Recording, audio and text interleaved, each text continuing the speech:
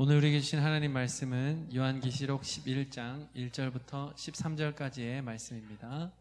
또 내게 지팡이 같은 갈대를 주며 말하기를 일어나서 하나님의 성전과 제단과 그 안에서 경배하는 자들을 측량하되 성전 바깥 마당은 측량하지 말고 그냥 두라. 이것은 이방인에게 주었은즉 그들이 거룩한 성을 42달 동안 짓밟으리라. 내가 나의 두 증인에게 권세를 주리니 그들이 굵은 베옷을 입고 1260일을 예언하리라. 그들은 이 땅의 주 앞에 서 있는 두 감람나무와 두 촛대니 만일 누구든지 그들을 해하고자 하면 그들의 입에서 불이 나와서 그들의 원수를 삼켜버릴 것이요 누구든지 그들을 해하고자 하면 반드시 그와 같이 죽임을 당하리라. 그들이 권능을 가지고 하늘을 닫아 그 예언을 하는 날 동안 비가 오지 못하게 하고 또 권능을 가지고 물을 피로 변하게 하고 아무 때든지 원하는 대로 여러 가지 재앙으로 땅을 치리로다. 그들이 그 증언을 마칠 때에 무적행으로부터 올라오는 짐승이 그들과 더불어 전쟁을 일으켜 그들을 이기고 그들을 죽인 터인즉 그들의 시체가 큰 성 길에 있으리니 그 성은 영적으로 하면 소돔이라고도 하고 애굽이라고도 하니 곧 그들의 주께서 십자가에 못 박히신 곳이라. 백성들과 족속과 방언과 나라 중에서 사람들이 그 시체를 사흘 반 동안을 보며 무덤에 장사하지 못하게 하리로다. 이 두 선지자가 땅에 사는 자들을 괴롭게 한 고로 땅에 사는 자들이 그들의 죽음을 즐거워하고 기뻐하여 서로 예물을 보내리라 하더라. 3일 반 후에 하나님께로부터 생기가 그들 속에 들어가매 그들이 발로 일어서니 구경하는 자들이 크게 두려워하더라. 하늘로부터 큰 음성이 있어 이리로 올라오라 함을 그들이 듣고 구름을 타고 하늘로 올라가니 그들의 원수들도 구경하더라. 그때 큰 지진이 나서 성 10분의 1이 무너지고 지진에 죽은 사람이 7천이라. 그 남은 자들이 두려워하여 영광을 하늘의 하나님께 돌리더라. 은성 수도원을 세우시고 평생 기도와 노동, 영적 독서를 하신 고 엄두선 목사님이 계십니다. 이분께서 영성에 관련된 여러 책들을 저술하셨습니다. 책들을 읽어보면 정말 정신이 번쩍번쩍 나는 그러한 말씀들입니다. 그 중에 한 권이 죽음 뒤에 오는 것이라고 하는 책입니다. 그 책 서문에서는 이렇게 말씀합니다. 나는 이 세상을 떠나기 전 내가 가장 사랑하는 이들에게 가장 유익하고 도움이 될 이야기를 남겨주고 싶다. 아내, 아들, 딸, 교우, 친구들, 그리고 수도원에서 헌신하고 있는 수도의 동지들께 나는 이 기록을 남겨둔다. 속지 말라. 세상에 속지 말라. 지금은 고인이 되셨어요. 왜 고 엄두선 목사님께서 세상을 살아가고 있는 우리들에게 세상에 속지 말라고 말씀하실까요? 세상이 전부가 아니고 천국과 지옥이 있음을 이분은 분명히 알았기 때문입니다. 말씀을 통해 알았습니다. 기도 중에 알았습니다. 영적 독서 중에 알았습니다. 평생을 그 수도원을 이분이 다 개간하셨거든요. 정말 엄청난 노동을 하시면서 깨달은 것입니다. 예수님께서도 천국과 지옥에 대해서 말씀하십니다. 지옥에 대해서 말씀하신 구절들이 있습니다. 마태복음 5장 22절 지옥불에 들어가게 되리라. 41절 저주를 받은 자들아 나를 떠나 마귀와 그 사자들을 위하여 예비된 영원한 불에 들어가라. 계시록 21장 10절 또 그들을 미혹하는 마귀가 불과 유황못에 던져지니 거기는 그 짐승과 거짓 선지자도 있어 세세토록 밤낮 괴로움을 받으리라. 어릴 적에 초등학교나 공원에 보면 생각하는 사람이라고 하는 조각이 곳곳에 있었습니다. 이 생각하는 사람, 이 조각의 크기가 원래는 그렇게 크지 않습니다. 왜냐하면 로댕이 큰 지옥의 문이라고 하는 큰 작품 중에 하나의 조각이기 때문에 그렇습니다. 이 조각이 놓여진 위치는 어디냐면 밑에는 지옥의 그 고통스럽고 절망 가운데 빠진 사람들의 그 모습을 형상으로 다 조각을 했어요. 그리고 제일 위에 상층부 중앙 부분에 이 로댕에 생각하는 사람 조각이 있습니다. 그러니까 고뇌에 찬 얼굴로 고개를 숙이면서 그 지옥에서 영원한 절망 가운데 고통받고 있는 그들을 바라보면서 고뇌에 빠져서 생각하고 있는 그 모습이 그 로댕에 생각하는 사람, 그 조각인 것입니다. 그러면 그 지옥의 절망과 슬픔, 어둠, 영원히 마귀의 종로로 타는 그 모습을 바라보며 탄식 속에 떨고 있고 뉘우치고 깊이 생각하고 있는 그 영혼이 누구겠습니까? 그 조각의 주인공이 누구겠습니까? 영혼이 구원받지 못한 백성입니다. 결국에 그가 그 자리에 있게 되는 거죠. 요한계시록 10장에서 사도 요한에게 주님께서 말씀하셨습니다. 두루마기 책 말씀을 받아 먹어라. 말씀을 먹으라는 거예요. 말씀을 먹으라는 것은 하나님의 말씀을 믿고 그 믿음으로 살라는 것입니다. 그리고 말씀의 증인이 되라. 말씀의 증인으로서 살아가라. 말씀이신 예수님, 예수님의 영 성령님, 성령님께서 우리 안에 임재하실 때 역사하시는 것이 있죠. 우리를 이끄시는 길이 있습니다. 증인의 삶입니다. 오직 성령이 너희에게 임하시면 예루살렘과 유대와 사마리아와 땅끝까지 이르러 내 증인이 되리라. 다른 증인이 되라 하는 것이 아니에요. 너무 세상에 이것저것 다른 증인이 되려고 그렇게 너무 내 에너지를 너무 그곳에다가 다 쏟을 필요는 없는 거예요. 어디 가니까 내가 본 것 요것만 증거하느라고 시간 다 보낼 필요는 없는 거죠. 예수님을 증언하라는 거예요. 주님께서 창조하신 이 땅에 하나님의 큰 은혜의 눈을 열고 그 은혜를 증언하라는 거죠. 꽃 한 송이를 보아도 하나님의 큰 은혜가 눈에 보이는 사람이 있습니다. 그냥 단순히 꽃 한 송이만 보이는 사람이 있습니다. 말씀의 증인으로 살아가는 것은 꽃 한 송이를 보아도 그 가운데 담겨져 있는 하나님의 그 사랑, 하나님의 그 생명, 은혜의 눈을 열어보고 그것을 증거하라는 것입니다.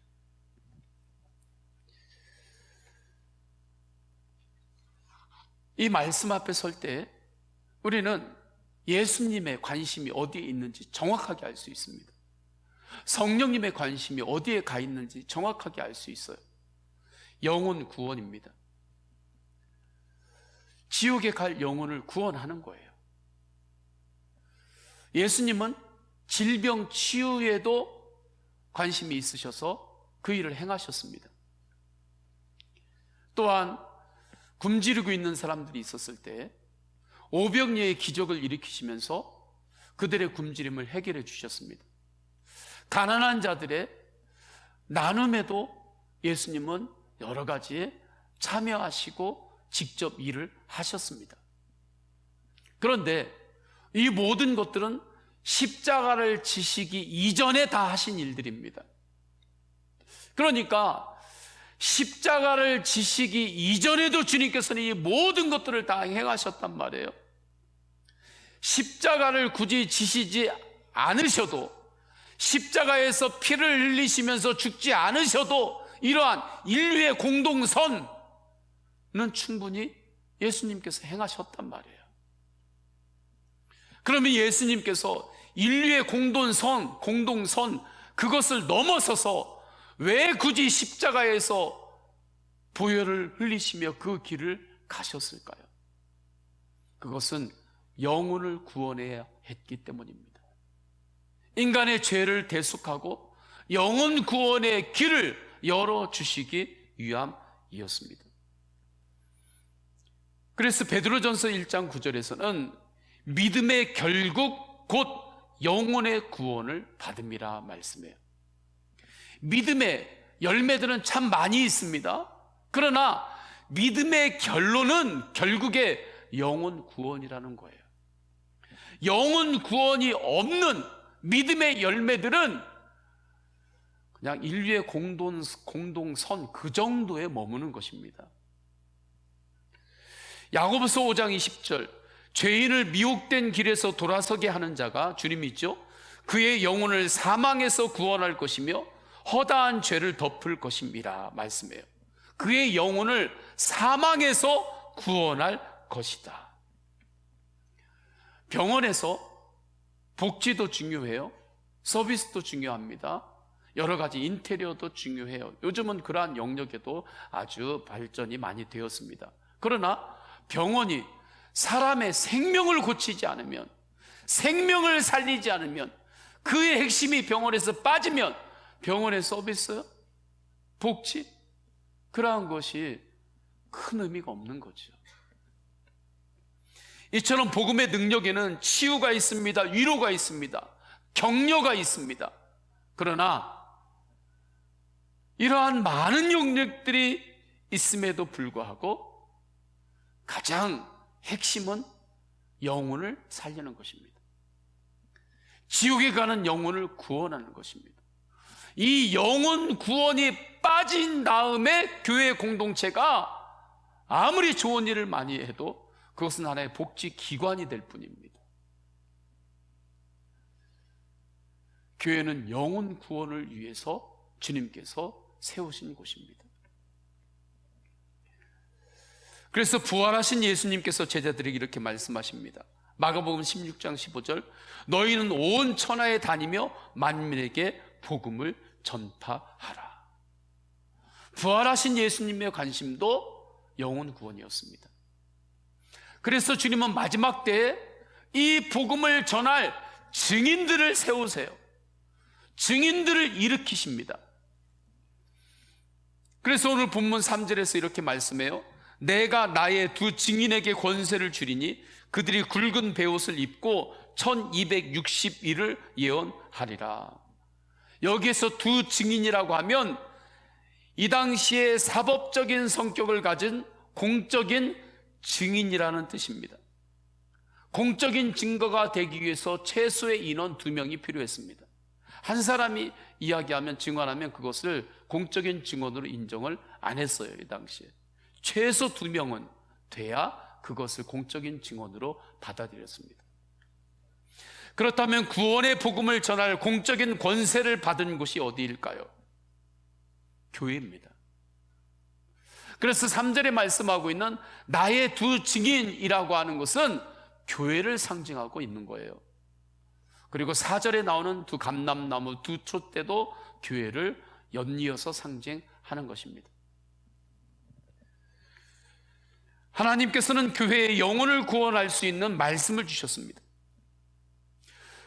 그리고 교회를 통해서 선포되는 영혼 구원의 복음에는 사법적 성격의 권세를 부여하셨습니다. 그래서 교회가 세상에서 여러 가지 때로는 비난을 받을 때도 있고 때로는 핍박을 받을 때도 있습니다. 그래도 교회가 세상의 희망이 되는 것입니다. 그것은 교회에 하나님께서 영혼을 구원하는 복음을 주셨기 때문입니다. 이것이 교회가 세상의 희망이 되는 이유예요. 그래서 교회는 마지막 때에 더 구원의 복음을 전해야 합니다. 우리 주위를 찾아보면 마음이 갈급한데 복음을 듣지 못해서 구원의 길에 하나님 나라로 건너오지 못하는 이들이 많이 있습니다. 많은 사람들이 예수님에 대해서 이야기를 합니다. 세상에서 교회에 대해서 이야기합니다. 안 믿는 사람들도 교회에 대해서 많이 이야기합니다. 예수님에 대해서 많이 이야기합니다. 그런데 보통 대화를 해보면 예수님의 그 깊은 십자가와 부활의 복음, 십자가의 의미, 부활의 영적 의미에 대해서 제대로 알고 있는 분들이 거의 없습니다. 미국에서 한 유명한 설교자가 설교를 했습니다. 설교를 하고 나오는데 그분이 쓴 책을 어느 여자분이 가져와서 사인을 해달라고 해요. 사인을 이렇게 해주는데 그분이 저는 그리스도인이 아닙니다, 그렇게 목사님에게 이야기합니다. 목사님이 깜짝 놀라가지고 아니 그리스도인이 아니세요? 그 여인이 목사님에게 조그만 목소리로 기숙말로 이렇게 말하는 것입니다. 저는 어떻게 그리스도인이 되는지를 저는 몰라요. 저는 그걸 모릅니다. 목사님이 그래서 십자가의 복음을 바로 전했습니다. 예수님을 구세주로 영접했습니다. 그리고 이분이 하나님 아버지 고백하며 눈물로 기도를 시작했습니다. 복음을 전하는 자가 있을 때 복음을 듣고 구원받는 영혼이 일어나는 것입니다. 이때 예수님으로 얻는 구원에 대해서 성경은 세 가지 시제로 이야기를 해요. 첫 번째는 완료 시제입니다. 고린도후서 5장 17절 그런즉 누구든지 그리스도 안에 있으면 새로운 피조물이라 이전 것은 지나갔으니 보라 새 것이 되었도다. 요한복음 5장 24절 믿는 자는 영생을 얻었고 심판에 이르지 아니하나니 사망에서 생명으로 옮겨졌느니라. 이전 것은 지나갔으니 보라 새 것이 되었도다예요. 될 것이다가 아닙니다. 예수님을 믿을 때 영생을 얻었고예요. 예수님을 믿을 때 영생의 그 퍼즐 중에 한 개만 받는 거고 이제 앞으로 살아가면서 네가 잘 열심히 뭔가 조건이 되는 것을 충족해야 행동을 해야 그 다음 퍼즐 2개, 3번 퍼즐 3개 그렇게 해서 마지막 구원을 네가 얻는다 이 이야기가 아닙니다. 예수님을 믿는 그 순간 영생을 얻었고 사망에서 생명으로 옮겨질 것이다가 아니라 옮겼느니라. 완료형입니다. 왜 그렇습니까? 예수 그리스도를 믿음으로 온전한 구원이 우리에게 임하는 것입니다. 내가 한 것도 없는데 내가 뭐 특별히 잘한 것도 없는데 예수님을 믿기만 하면 그 믿음으로 주님께서 나에게 영생을 주시고 나의 영혼을 구원하여 주십니다. 그래서 이것을 은혜라고 하는 것입니다. 그래서 은혜라고 하는 거예요.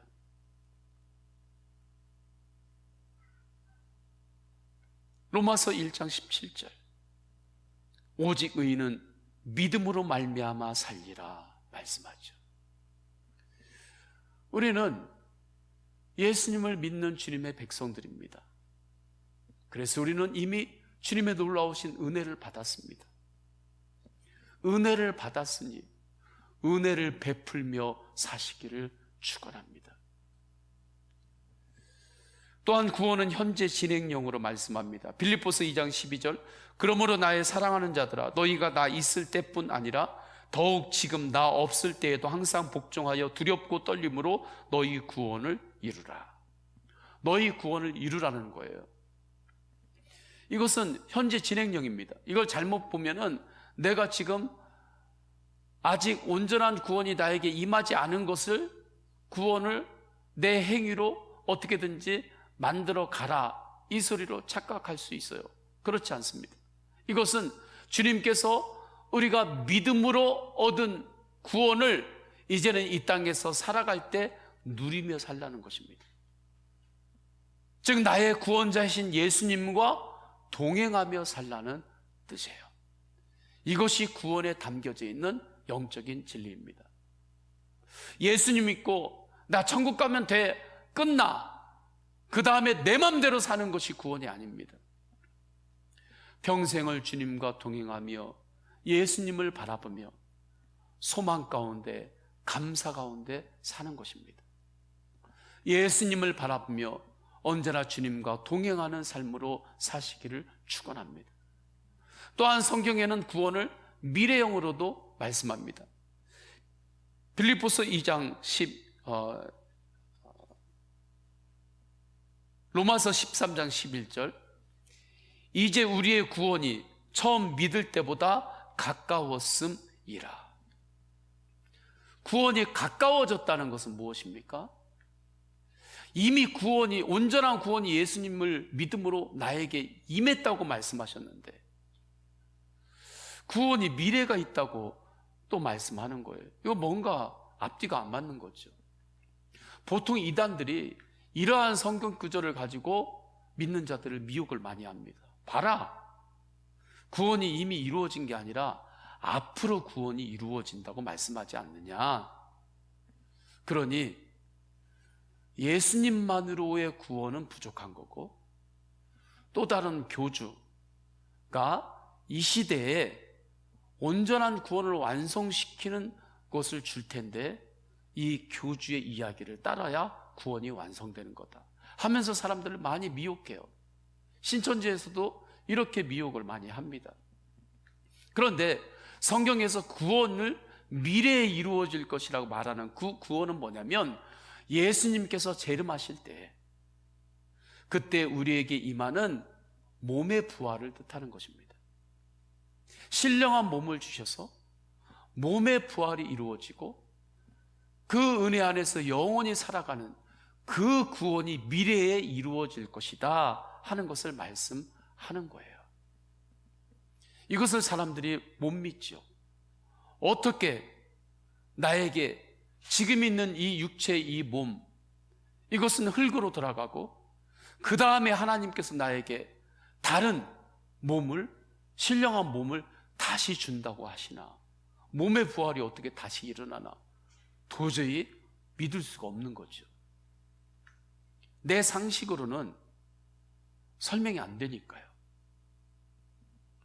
내 수준을 넘어선 하나님의 예언이기 때문에 그렇습니다. 그래서 주님께서 증거로 보여주신 것이 예수님의 부활입니다. 예수님께서 몸의 부활로 제자들에게 나타나셨어요. 그때 내가 첫 열매라고 말씀하셨습니다. 첫 열매라고 하는 것은 둘째 열매, 셋째 열매가 있다는 거잖아요. 그 둘째 열매, 셋째 열매 안에 누가 들어가 있는가? 바로 믿는 자들이 들어가 있는 것입니다. 그래서 구원을 미래형으로 성경에서 말씀을 하시는 거예요. 영혼 구원이라고 하는 것은 이렇게 이 모든 것이 통합이 된 것입니다. 예수 믿으면 다 죽으면 그냥 천국 가, 이런 차원이 아닙니다. 이것이 다 통합된 복음이 영혼 구원입니다. 그런데 이 영혼 구원의 이 복음을 사탄은 많은 이들이 못 듣게 하는 것입니다. 그것이 사탄의 목표입니다. 미국 남북전쟁 이후에 노예들이 다 이제 자유다 하는 것이 공포가 됐습니다. 그것이 링컨 대통령이 있을 때 공포가 됐으면 이미 모든 노예들은 다 자유함을 얻은 것입니다. 그런데 문제는 그 이후에도 많은 이들이 종노릇하면서 노예 생활을 했습니다. 이유는 이렇습니다. 악독 그 노예주들이 너희들이 이제 완전히 자유야 라고 하는 것을 알려주지 않은 것입니다. 못 듣게 한 것입니다. 막은 거예요. 그 소식을 못 듣게. 그리고 그들에게 찾아가서 이제 더 이상 종노릇 하지 않아도 돼. 이제 모든 게 다 자유가 됐어. 그것을 전해주는 사람도 없었기 때문입니다. 그래서 그 자유가 선포가 된 이후에도 종노릇하면서 사는 이들이 많았습니다. 마귀가 사용하는 전략이 이와 같습니다. 예수님께서는 이미 십자가에서 우리의 죄를 대속하시며 더 이상 죄에 종노릇하지 않아도 된다고 우리에게 자유를 주셨습니다. 죄에 종노릇하며 사는 것이 아니라 하나님 아버지의 딸과 아들로 하나님 아버지의 자녀로 살아가는 은혜를 주님께서는 십자가를 통해서 우리에게 주셨습니다. 그런데 이 복음의 소식을 사탄은 사람들이 어떻게든지 못 듣게 하려고 하는 것입니다. 그리고 이 복음의 소식을 사람들에게 전해주는 이도 없으면 이미 예수님께서 십자가에서 모든 죄값을 다 담당하셨는데도 불구하고 그냥 예전처럼 죄의 종노릇 하면서 옛사람에 묶여서 그냥 사는 것입니다. 하나님 나라로 건너오지를 못하는 거예요. 저는 우리 교회 성도님들은 마지막 때를 통과하고 천국에서 만날 때 우리 교회 성도님들은 한 사람이라도 천국에서 못 만나는 사람이 없기를 원합니다. 우리 교회에 교적이 있습니다. 우리 교회의 교적이 그대로 천국에 있는 생명책처럼 천국에서 우리 성도님들이 그곳에서 다 만나는 그러한 은혜가 있기를 원합니다. 저는 우리 성도님들의 가족들 또 사랑하는 이들이 천국에서 언젠가 우리가 서로 찾을 거 아니에요?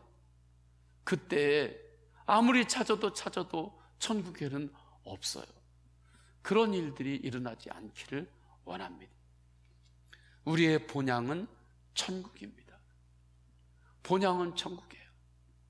우리가 이 땅에서 열심히 일하고 땀 흘리고 돈 벌고 애쓰면서 살아요. 그렇게 돈 벌고 수고하고 땀 흘리면서 애쓰면서 사는 건 그것이 그래도 나에게 의미가 있고 행복일 수 있는 것은 그 일이 끝나면 돌아갈 집이 있기 때문에 그렇습니다. 그래서 그 수고가 그래도 감사인 거예요. 세상에 아무리 좋은 곳들을 여행을 하고 좋은 곳들을 본다고 해보십시오. 일주일 동안 휴가를 얻었어요. 그래서 일주일 동안 휴가 동안 가고 싶은 데 가고 먹고 싶은 데 가서 먹고 그렇게 참 좋은 것들을 아무리 본다고 해보세요. 다시 돌아갈 집이 없다면 그 여행은 서글픈 거예요. 서글픈 거죠. 우리가 때로는 어려운 그러한 난코스가 있는 지역에 갈 때도 있습니다. 그런데도 그러한 곳에 석양이 진다든지 하면 정말 멋있어요. 저기 서해나 그 남해 쪽으로 가가지고 그 섬들이 굉장히 많은데 거기에 석양역에 이렇게 나가잖아요. 그러면 정말 환상적이에요. 얼마나 멋있는지 몰라요. 제가 밑에서 목회할 때 그 장면이 너무 멋이 있어서 그 시간 되면 그 바닷가로 가서 그 섬들을 보곤 했습니다. 그런데 만약에 저보고 그곳에서 그냥 뼈를 묻고 그냥 그 섬에 거기에서 계속 있으라고 한다고 한다면 그날 보았던 그 아름다움하고 조금 다르게 다가왔겠죠. 어느 곳이든지 우리가 머물러서 그것이 아름다울 수 있는 것은 내가 다시 돌아갈 집이 있을 때 그것이 아름다울 수 있는 것입니다. 우리의 영혼의 본향은 천국입니다. 나의 영혼이 돌아갈 영원한 나라, 하나님의 나라입니다. 이 은혜에 눈이 열린 믿음의 선진들은 이 찬양으로 주님 앞에 항상 나갔어요. 지금까지 지내온 것 주의 크신 은혜라. 한이 없는 주의 사랑 어찌 이루 말하랴. 자나깨나 주의 손이 항상 살펴주시고 모든 일을 주 안에서 형통하게 하시네. 주님 다시 배울 날이 날로 다가와 무거운 짐 주께 맡겨 벗을 날도 멀잖네.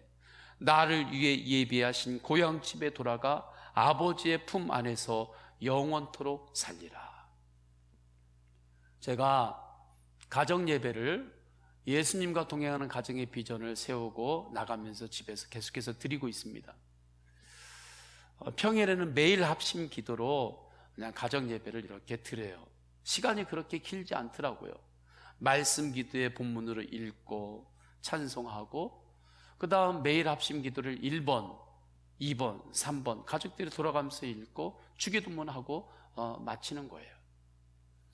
그러면서 찬양할 때 그 찬양 중에 이 찬양을 제가 꼭 그래도 자주 합니다. 주님 다시 배울 날이 날로 날로 다가와. 그런데 우리 가족 중에 고등학교 1학년도 있고 이제 대학생도 있고 그렇죠. 그러면 제가 속으로 좀 웃음이 나올 때가 있습니다. 아이들이 이제 아직 학생인데, 고등학생인데, 얘가 주님 다시 배울 날이 날로 날로 다가와. 무거운 짐 주께 맡겨 벗을 날도 멀지 않네. 나를 위해 예비하신 고향집에 돌아가 아버지의 품 안에서 영원토록 살리라. 이 찬양을 하고 있는 걸 보면 제가 속으로 좀 이렇게 웃음이 나올 때가 있습니다. 얘가 이걸 뭘 알고 부를까? 그래도 제가 이 찬양을 꼭 부릅니다. 이유는 이 믿음을 전해주고 싶은 것이기 때문입니다. 이 믿음의 눈을 열어주고 싶어서 그래요. 이 찬양의 고백에는 소망이 있습니다. 감사가 있습니다. 감히 논리로는 따질 수 없는 깊은 은혜가 있습니다. 이 찬양 앞에서 논리로 감히 따질 수가 없습니다. 왜 그렇습니까? 영원히 구원받은 자의 고백이요 깊은 노래이기 때문입니다. 이 놀라운 구원의 열쇠를 하나님은 교회에 맡기셨습니다. 그리고 증인이 되라 하셨습니다. 그런데 문제는 마지막 때가 되면 마귀가 영혼 구원의 복음이 사람들에게 전해지지 못하도록 영적 전쟁을 벌인다는 것입니다. 사단이 세상의 모든 힘을 동원해서, 모든 사상을 동원해서 교회를 핍박하고 박해할 것입니다. 이것을 주님께서는 예언하십니다. 이러한 시대가 올 것이라고 말씀하십니다. 그래서 본문을 보게 되면 2절 후반에 그들이 거룩한 성을 42달 동안 짓밟으리라. 그러니까 교회를 짓밟는다는 소리예요. 이게 7년 대환란의 시기를 지금 말씀하고 있는 거거든요. 마지막 때 7절에 그들이 그 증언을 마칠 때에 무적행으로부터 올라오는 짐승이 그들과 더불어 전쟁을 일으켜 그들을 이기고 죽일 터인즉. 하나님의 복음을 이제 다 증언을 마칠 때가 온다는 것입니다.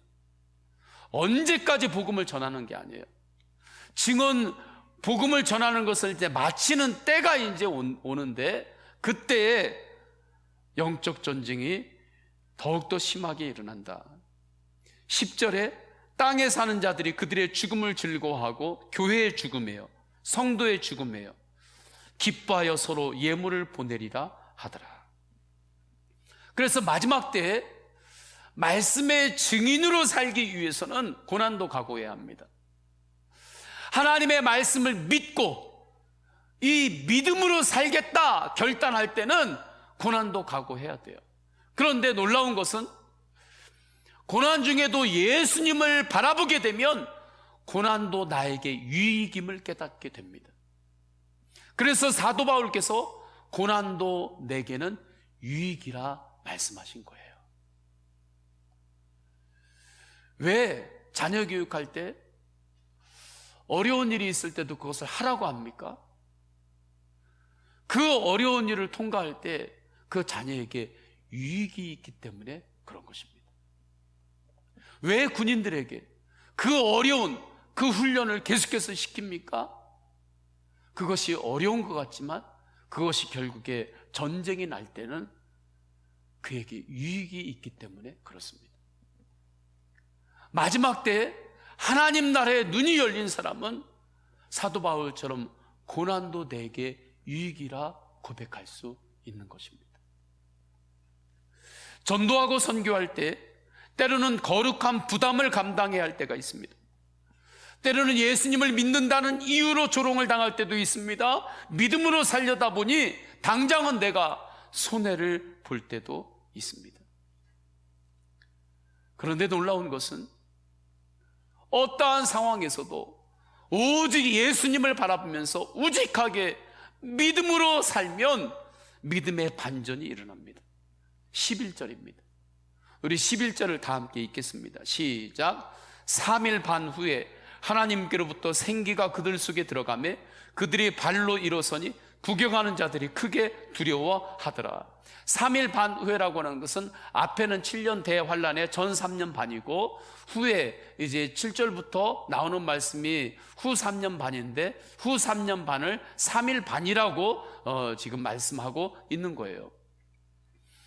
하나님을 무시하고 하나님 말씀을 떠난 세상이 승리하는 줄 알았습니다. 이 승부의 결론은 하나님 없는 세상의 승리로 결론이 나는 줄 알았습니다. 그런데 믿음의 반전이 일어나는 것입니다. 마귀가 동원한 힘과 공격에 위협당하고 쓰러졌던 이들이, 죽었던 이들이 다시 살아납니다. 십자가와 부활의 복음이 재현되는 거죠. 절망과 낙심의 힘에 넘어진 이들이 다시 소망으로 일어납니다. 이것이 십자가와 부활의 복음의 능력입니다. 우리가 세상만을 바라보고 살다가 때로는 낙심 가운데 빠져서 다리에 힘이 쭉 빠질 때가 있어요.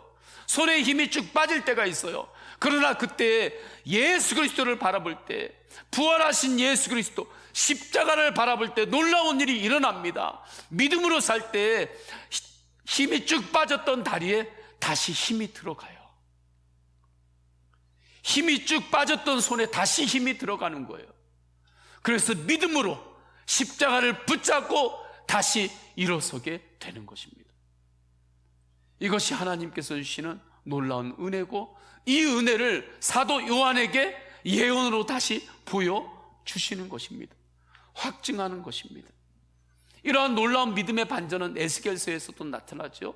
하나님께서 에스겔서를 인도하십니다. 골짜기에 마른 뼈들을 보여주십니다. 이 마른 뼈들이 살겠느냐? 주님께서 물어봐요. 에스겔이 자기가 살아온 경험이 있잖아요. 상식이 있잖아요. 그러니까 이 마른 뼈들도 살아날 수 있습니다 얘기를 못해요. 자신이 없어요. 그래서 그냥 중간 정도로 말하는 거예요. 주님이 아십니다.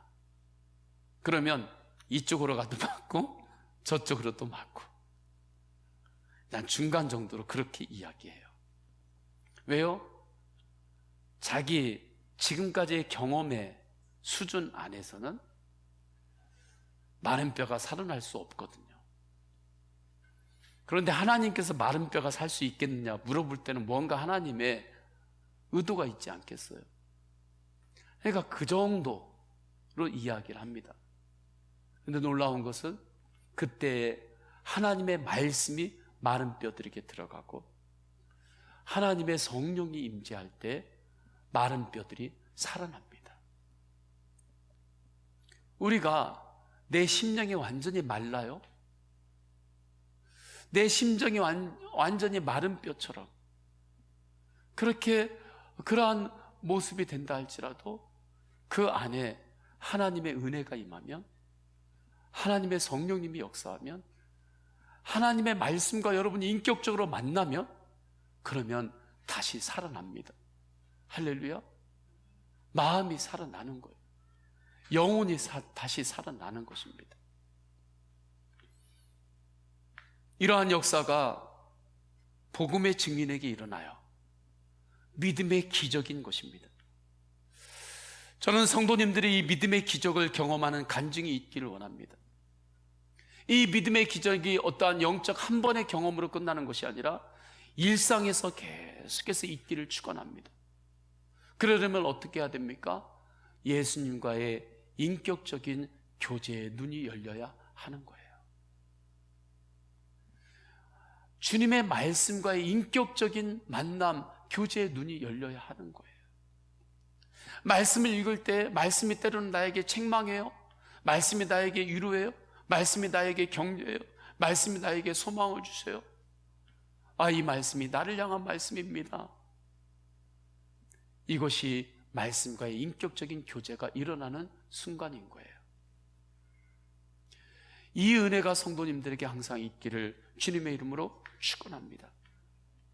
그런데 이 기적의 뿌리가 되는 믿음이 기적의 뿌리인데, 이 믿음이 마지막 끝날까지 보호되어지고 지켜지는 곳이 있어요. 그곳이 어디인가? 교회예요.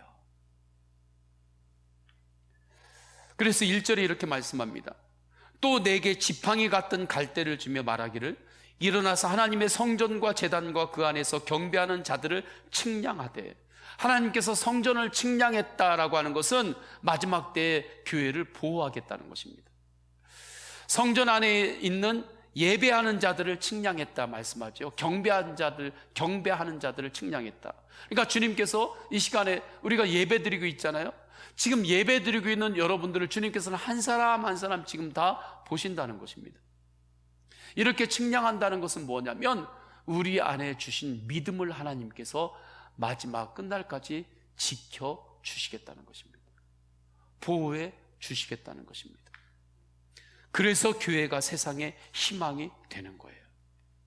그렇기 때문에 교회는 세상이 아무리 바뀌어도 믿음의 능력을 선포해야 됩니다. 믿음의 소망을 선포해야 됩니다.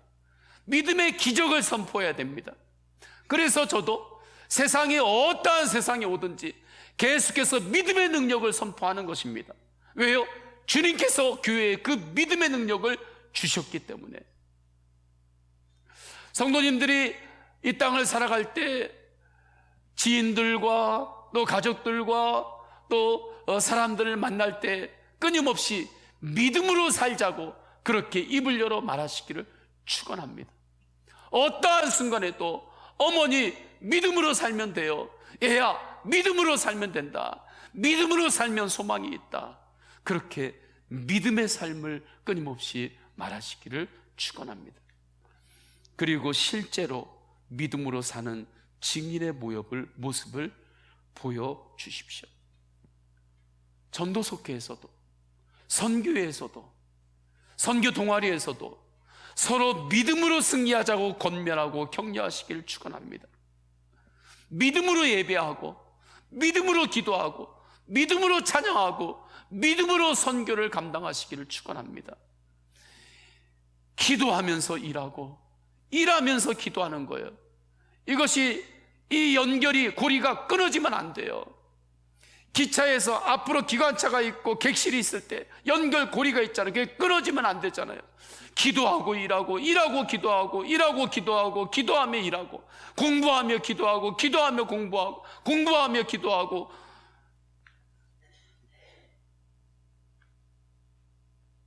하다 보니까 저도 복잡해가지고 이 고리가 끊어지면 안 돼요. 할렐루야. 믿음과 내 삶의 고리가 끊어지면 안 돼요. 때로는 어려움이 있어도, 때로는 세상에서 나에게 성취가 있어도 낙심하지도 말고 교만하지도 말고 오직 예수님 바라보면서 감사로 사시기를 축원합니다. 다윗이 골리앗과 맞설 때 다윗에게 믿음이 없었다면 골리앗을 향해 한 걸음도 나갈 수 없었을 것입니다. 서로 나갔다 할지라도. 왜요? 저 자식들을 살려야 되니까. 그래도 가족들을 살려야 되니까 어쩔 수 없이 골리앗 앞에 나가야 되는 거죠. 나라도 골리앗 앞에 나가지 않으면 저 골리앗이 바로 우리 가족들을 치고 들어올 건데, 그래서 어쩔 수 없이 골리앗 앞에 나갈 수밖에 없는 상황이라 할지라도 믿음이 없다면 골리앗을 향해 돌멩이 하나 던지지 못하고 당했을 것입니다. 그러나 다윗이 골리앗 앞에 나갈 때 믿음으로 나갔어요. 너는 칼과 단창으로 나오지만 나는 만군의 하나님의 이름으로 나아가노라. 그래서 믿음으로 돌멩이를, 물맷돌을 던졌을 때 골리앗이 넘어갔습니다. 믿음과 물맷돌이 만날 때 골리앗이 넘어간 거예요. 이것을 잘 마음에 새기시기를 축원합니다. 여러분의 물맷돌은 무엇입니까? 지금까지 내가 애쓰고 살아왔던, 그리고 준비했던 자격증이 물맷돌일 수 있습니다. 지식이 나의 물맷돌일 수 있습니다. 저축한 재물이 나의 물맷돌일 수 있습니다.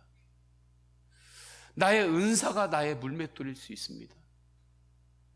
세상을 살아오면서 경험했던 내 인생의 연륜들, 그것이 나의 물맷돌일 수 있습니다. 그런데 그 물맷돌이 그냥 물맷돌로 남아있으면 안 됩니다. 그 물맷돌이 믿음과 만나야 합니다. 할렐루야. 물맷돌이 믿음과 만날 때, 그때에 기적이 일어나는 것입니다. 믿음의 반전이 일어나는 거예요.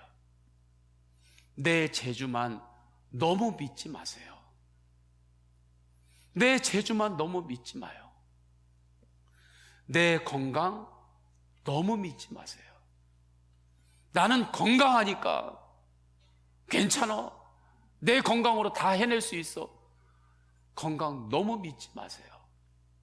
우리가 세상에서 살지만 세상도 너무 믿지 마세요. 신앙적으로 보면 사람도 너무 믿으면 안 되는 거예요. 사람도 너무 믿지 마세요. 오직 예수 그리스도만을 믿고 오직 주님을 바라보며 믿음으로 사시기를 축원합니다. 이 믿음을 하나님께서 교회에 주셨어요. 그래서 우리가 교회에서 예수님을 바라보고 예배할 때 믿음이 생기는 것입니다. 교회에서 예수님을 바라보며 기도할 때 믿음이 생기는 거예요. 왜요? 하나님께서 교회에 믿음을 주셨기 때문입니다. 교회가 세상의 희망이 되는 이유는 바로 이것입니다. 교회는 세상 끝날까지 계속해서 믿음을 선포할 것입니다. 세상 다른 곳에서는 믿음을 선포하는 것을 멈춘다 할지라도 교회는 끝까지 믿음을 선포할 것입니다. 왜요? 교회에 믿음을 주셨기 때문에 그래요. 우리는 희망의 뿌리가 무엇인지 말씀을 통해서 깨달았습니다.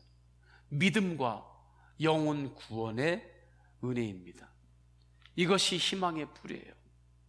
그래서 예수 그리스도를 바라보고 살아가는 사람은 어떠한 상황에서도 희망을 결론으로 삼습니다. 그 증거가 예수님의 십자가와 부활입니다. 어떠한 상황에서도 예수님 바라보면서 희망을 결론으로 삼고 소망의 기도를 하며 주님으로 살아가시기를 축원합니다. 우리 이 시간에 다 함께 찬양하겠습니다. 다 함께 찬양하실 때에 이 땅에 오직 주밖에 없네 고백합니다. 세상적으로 이 땅에 여러 가지가 있습니다. 그러나 믿음을 바라볼 때에 주님 이 땅에 주밖에 없습니다 고백하는 거예요. 이 땅에 오직 주밖에 없네 그것도 나를 채울 수 없네 주님 내 평안 내 안에 있네 그것도 빼앗을 수 없네 이 땅에 오직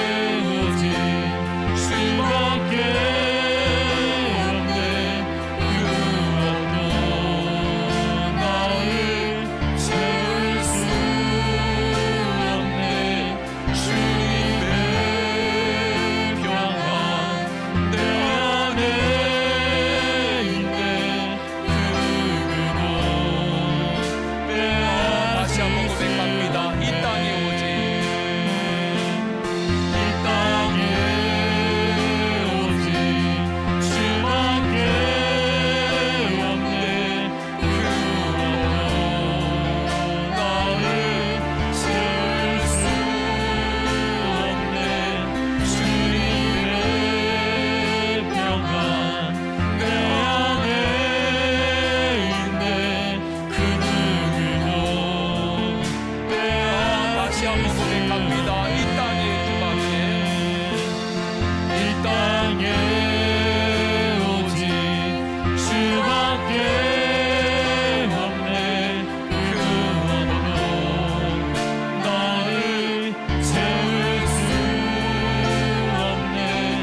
주님의 평안 내 안에 있네. 그 누구도 빼앗을 수 없네.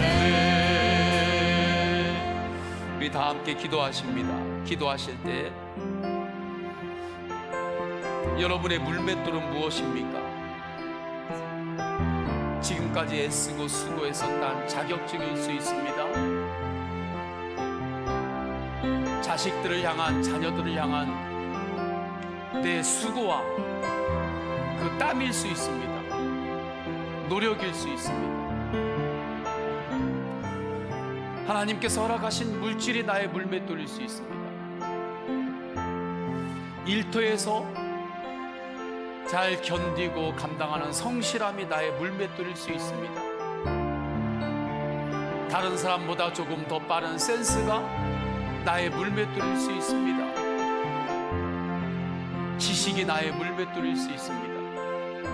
그러나 그 물맷돌이 믿음과 연결이 되어야 합니다. 믿음과 연결이 될 때, 그때 하나님 나라의 놀라운 역사가 일어나는 것입니다. 주님 앞에, 예 주님, 제가 그렇게 하겠습니다. 나의 모든 일상을 믿음과 연결시키고 오직 주님을 바라보며 믿음으로 살겠습니다. 천국의 소망 가운데 우리 다 함께 통성으로 기도하십니다. 할렐루야. 하나님 아버지, 주님께서 인도하여 주셔서 하나님 아버지, 주님께서 우리에게 여러 가지 물맷돌을 주셨습니다. 하나님 아버지, 그 모든 것들이 믿음과 연결이 될 때 믿음의 반전이 일어나고 믿음의 기적이 일어나고 하나님 오직 믿음으로 살겠습니다. 하나님 아버지, 그 믿음을 주님께서 우리에게 주셨기에 세상에서 어떤 상황이 있어도 언제나 희망을 결론으로 삼고 살겠습니다. 주님 뜻대로 살게 우리 모든 성도들 가운데 천국 소망으로 영원 구원의 은혜로 인도하여 주옵소서. 성령님, 성령님, 오직 예수님으로 소망을 삼고 인도하여서 승리케 하여 주옵소서. 어떠한 상황 가운데서 희망을 결론으로 삼고 소망을 결론으로 삼고 살게 하여 주옵소서. 아멘. 주 예수 그리스도의 이름으로 기도드립니다. 아멘. 우리 다 함께 일어나셔서 결단에 찬양하십니다. 주와 같이 길 가는 것 즐거운 일 아닌가. 전심으로 찬양합니다. 주와 같이 길 가는 것 즐거운 일 아닌가. 우리 주님 걸어가시 발자취를 밟겠네.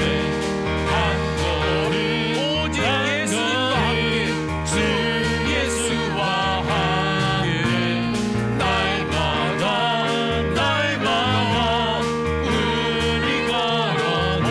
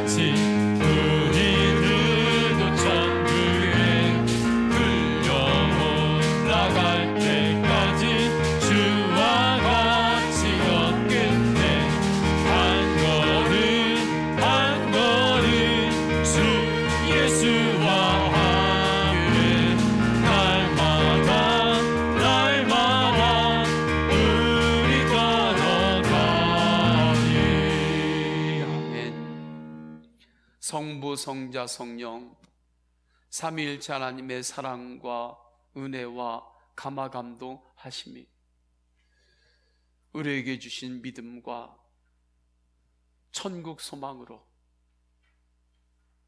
이 땅에서 살아갈 때에 어떠한 상황에서도 희망으로 결론을 삼고 주님을 바라보며 살기를 결단하는 모든 예배자들의 머리 위에, 가정과 가문의 모든 삶의 영역 위에 충만하시기를 간절히 축원하옵나이다. 아멘.